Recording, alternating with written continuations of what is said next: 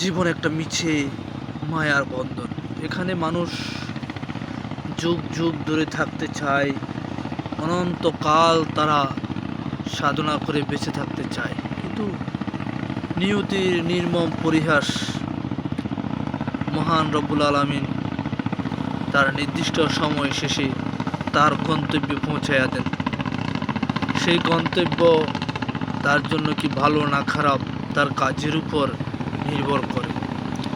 আপনি কি একবারও সুচিন্তিত মনে নিজেকে প্রশ্ন করেছেন, আপনার জীবনের প্রথম গোছলটি অন্যের হাতে, আর আপনার জীবনের শেষ গোছলটিও কিন্তু অন্যের হাতে?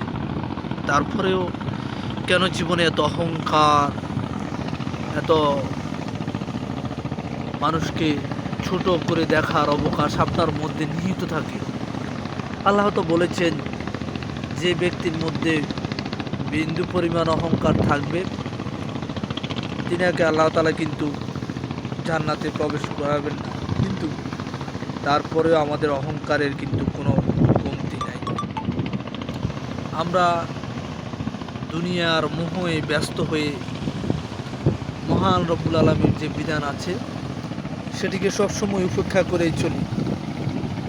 এই জীবনের শেষ আছে, সেটা জন্মের পর যখন আপনারা বুঝতে শিখেছেন তখনই কিন্তু বলে দেওয়া হয়েছে, কিন্তু অথবা রুহের জগতে কিন্তু আপনাকে জানানো হয়েছে কার বিধান মেনে চলতে হবে। ওখানে আপনি সাক্ষ্য দেন যে আপনি সব ঠিকঠাক মতো পালন করবেন, কিন্তু পৃথিবীতে এসে সব ভুলে যান।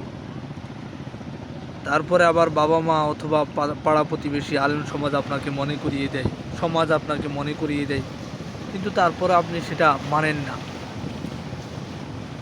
আপনি আপনার গতি অনুযায়ী জীবন পরিচালনা করেন, আপনার ধ্যান জ্ঞান অনুযায়ী আপনি জীবন পরিচালনা করেন। আসলে কি সেটা কতটুকু পরকালের জন্য বাস্তবমুখী সেটি একবার আপনি কিন্তু কল্পনা করেন না।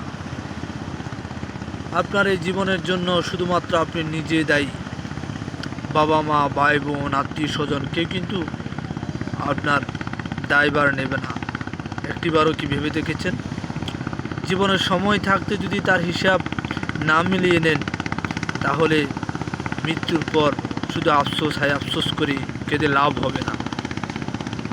প্রিয় বন্ধুগণ, আপনারা সবসময় জীবনের যে প্রান্তে থাকেন আল্লাহর যেই মনোনীত দিন আছে তাকে ধারণ করে চলার চেষ্টা করুন। তাহলে হয়তো দুনিয়া এবং আখিরাত কল্যাণমুখী হতে পারে যদি আল্লাহ চান।